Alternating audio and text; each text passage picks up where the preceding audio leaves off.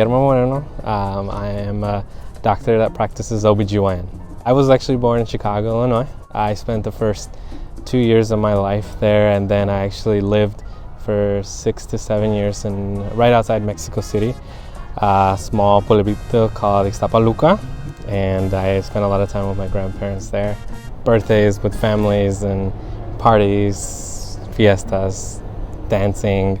Those are the things that I remember the most about my childhood. It was an exciting time, and getting to spend that much time out in Mexico is something that I will never take for granted. Right around second, third grade, came back to the United States. Didn't know English at the time, learned English.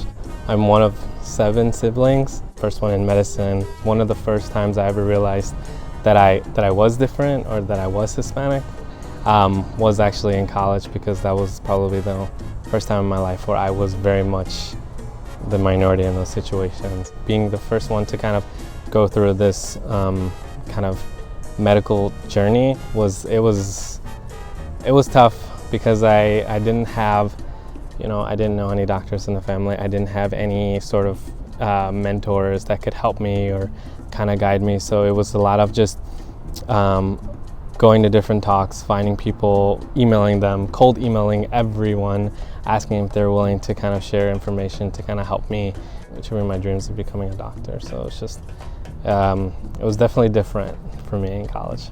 Re-emphasizing kind of where we come from, what the type of cultures our ancestors kind of brought is extremely important to me. I just applied to fellowship, and that was the focus of my personal statement, was my Hispanic heritage and my love of Hispanic foods.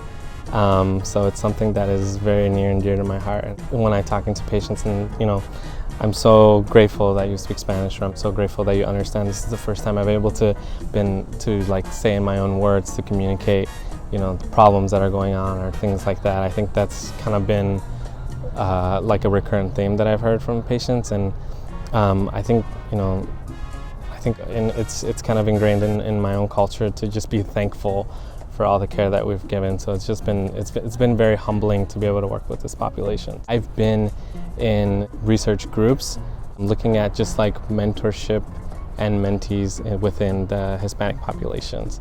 So kind of one of the things that I talked about was the fact that I didn't really have that kind of knowledge in medical school or in undergraduate school. So one of the things that I kind of got connected with, and that started out here, was mi mentor.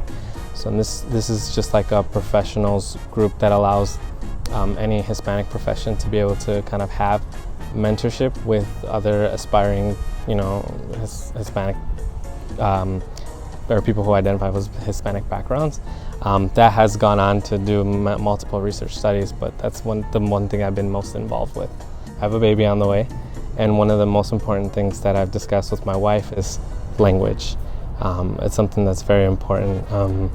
I communicate with my grandparents in Spanish, solely in Spanish, and I think that that's something that I want to pass down, that culture, that language, because it's helped me become more successful in my profession and in my life, and I've been able to kind of connect with my patients a little bit deeper.